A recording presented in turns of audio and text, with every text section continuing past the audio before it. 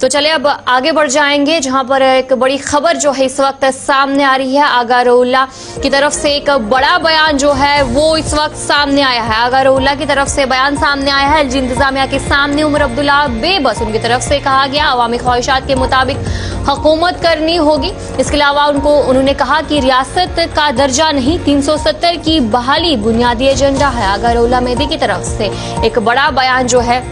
وہ دیا گیا ہے۔ انہوں نے کہا کہ LG انتظامیہ کے سامنے عمر عبداللہ بے بس ہے۔ آغا رؤ اللہ مہدی کی طرف سے جو یہ بڑا بیان ہے وہ دیا گیا ہے، اور ساتھ ہی ساتھ انہوں نے کہا کہ ریاست کا درجہ نہیں، 370 کی بحالی بنیادی ایجنڈا ہے۔ صاف طور پر ان کی طرف سے جو یہ بیان ہے وہ دیا گیا ہے۔ آغا رؤ اللہ ممبر آف پارلیمنٹ سری نگر سے ان کی طرف سے یہ بڑا بیان سامنے آیا ہے۔ انہوں نے کہا کہ LG انتظامیہ کے سامنے جو عمر عبداللہ ہے وہ بے بس ہے، وہ کچھ نہیں کر پا رہے ہیں۔ صاف طور پر ان کی طرف سے یہ بڑا بیان دیا گیا ہے، اور ساتھ ہی ساتھ انہوں نے کہا کہ عوامی خواہشات کے مطابق جو حکومت ہے وہ کرنی ہوگی، اور ریاست کے درجے کی نہیں بلکہ 370 کی بحالی جو بنیادی ایجنڈا ہے ان کی طرف سے کہا گیا۔ لگاتار دیکھنے کو مل رہا ہے کہ آغا رؤ اللہ لگاتار سرخیوں میں بنے ہیں۔ ان کی طرف سے ایک بڑا بیان جو ہے اس وقت دیا گیا ہے۔ صاف طور پر انہوں نے کہا کہ عمر عبداللہ جو ہے اس وقت بے بس ہے، اور اسی پر ہمارے ساتھ ہم جانکاری بھی لیں گے۔ ہمارے ساتھ ہمارے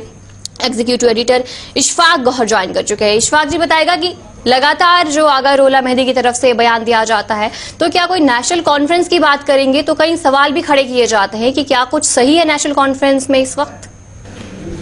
دیکھیں، جہاں تک آغا سعید رؤ اللہ مہدی کی بات کریں، جو ان کا ایک بیان کل سے بہت زیادہ سرخیوں میں اندر ہے، اور نئی دلی کے ایک بڑے روزنامے کو انہوں نے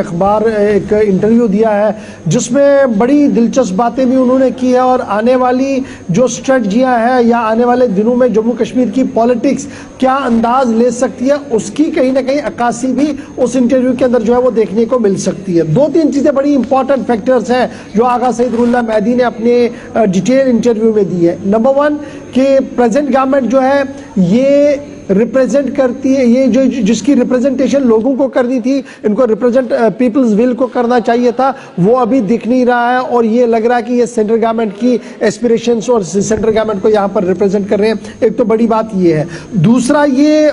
جو دوسری بڑی بات ہے کہ جو جہاں تک عمر عبداللہ کی بات ہے تو آغا سعید رؤ اللہ مہدی کا ماننا ہے کہ اب کشمیری جو ہے وہ عمر عبداللہ کو اگر اسی طریقے سے وہ چلتے رہے، جو کافی کوشش کرتے ہیں ایک بیلنس طریقے سے چلنے کی، لیکن جو صورتحال ہے وہ ایسی ہے کہ شاید آنے والے دنوں میں پولیٹیکل نقصان بھی انہیں دیکھنا پڑے۔ یہ بھی اشاروں میں انہوں نے اپنی بات رکھنے کی کوشش کی ہے۔ آگے چلتے ہوئے ان کا یہ بھی ماننا ہے کہ جموں کشمیر کے لوگ جو ہے 5 اگست 2019 کے بعد جو سچویشن ارائز ہوئی ہے، جس طریقے کے حالات بنے ہیں، جو آج تک بھی چلا ہے، اس کے بعد جو ٹرسٹ بلڈنگ ہونا چاہیے تھا وہ ٹرسٹ بلڈنگ کہیں دکھ نہیں رہا ہے، اور ٹرسٹ جو ہے وہ ختم ہوتا ہوا نظر آ رہا ہے۔ پھر آگے جب آپ دیکھیں گے اس انٹرویو کے اندر ان کا ماننا ہے کہ اسٹیٹ ہوڈ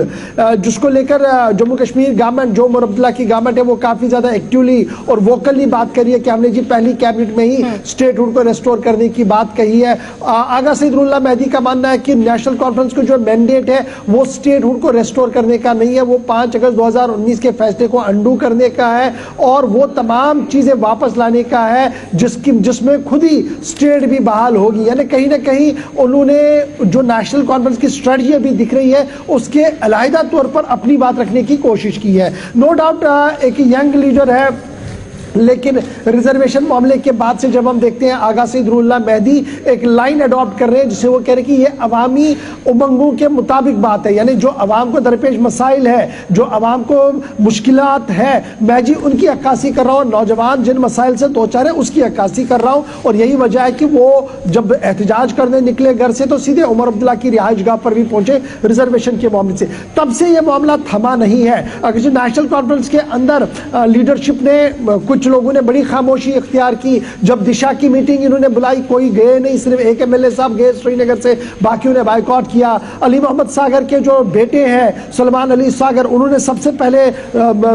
پریس بریفنگ کے اندر آغا سعید رؤ اللہ کے خلاف بیان دیا اور کہا کہ یہ پارٹی کے اصولوں، ضابطوں، قواعد کے خلاف ہے، جی اس طریقے سے نہیں ہونا چاہیے تھا۔ کل ہم نے دیکھا ایک اور جو کیبنٹ منسٹر ہے انہوں نے بھی لائک دیٹ اسٹیٹمنٹ دیا ہے، لیکن آج جو ہم دیکھتے ہیں آغا सईदुल्लाह मेहदी का जो बयान है, उनको इन बयानों से कोई फर्क नहीं पड़ रहा है, वो अपने स्टैंड को और कंसोलिडेट करते हुए नजर आ रहे हैं और उनका मानना है कि मुझे जो जिस तरीके से आगा रोला मेहदी की तरफ से लगातार जो इस तरीके के बयान सामने आते हैं, और हालांकि आगा रोला की तरफ से कहा जा रहा है कि वो अवामी मसाइल को हल करने की कोशिश कर रहे हैं, उनके लिए आवाज उठा रहे हैं, लेकिन कहीं ना कहीं नेशनल कॉन्फ्रेंस पर जो सवाल है वो लगातार उठते हुए नजर आ रहे हैं। हर कोई कह रहा है कि नेशनल कॉन्फ्रेंस इस वक्त ड्रामे कर रही है, और दूसरी तरफ आगा रोला की तरफ से अभी जो बयान सामने आए, तो क्या कुछ असर पड़ने वाला है नेशनल कॉन्फ्रेंस? देखिए, नेशनल कॉन्फ्रेंस पर इस तरीके से असर पड़ेगा क्योंकि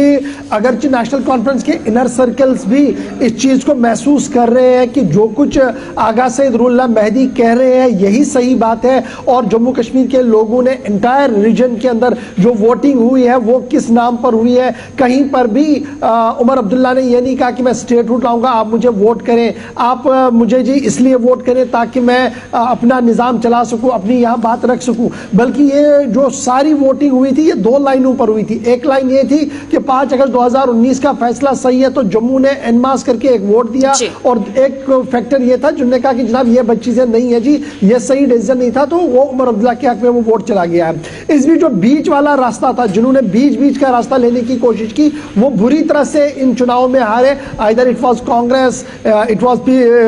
जम्मू कश्मीर अपनी पार्टी या कोई और पार्टी। यही वजह है शायद इस बेस को बनाया है आगा सईदुल्लाह मेहदी ने, जिसमें उन्होंने कहा कि उमर अब्दुल्ला का जो स्टेक है वो पूरा खतरे में पड़ चुका है, और उन्हें बहुत फिक्र है उमर अब्दुल्ला की, क्योंकि वो बड़े सिंसियर है, लेकिन जो हालात बन रहे हैं ओवर शैडो किया गया है जी एलजी ऑफिस ने, जिस पर लगातार उमर अब्दुल्ला ये कह रहे थे कि जनाब ऑल इज वेल है, अपने अपने डिफाइन सबको किया गया है, लेकिन जिस तरीके से आगारुल्लाह कह रहे हैं कि और ये कर दिया जी, ओवर शैडो कर दिया, वो ये साफ बता रहे हैं कि 2 पावर सेंटर में पावरफुल सेंटर जो है वो राजभवन है, और सेकंड सेंटर पे उमर अब्दुल्ला है, जिसकी वजह से जो बड़े काम होने थे उनमें भी रुकावटें और देरियां जो है वो पैदा हो रही है। जी चलिए, बहुत बहुत शुक्रिया जानकारी देने के लिए। हमारे साथ एग्जीक्यूटिव एडिटर इशफाक गौहर आपको जानकारी दे रहे थे कि किस तरीके से जो आगा रोला मेहदी की तरफ से जो बड़ा बयान है वो दिया गया है।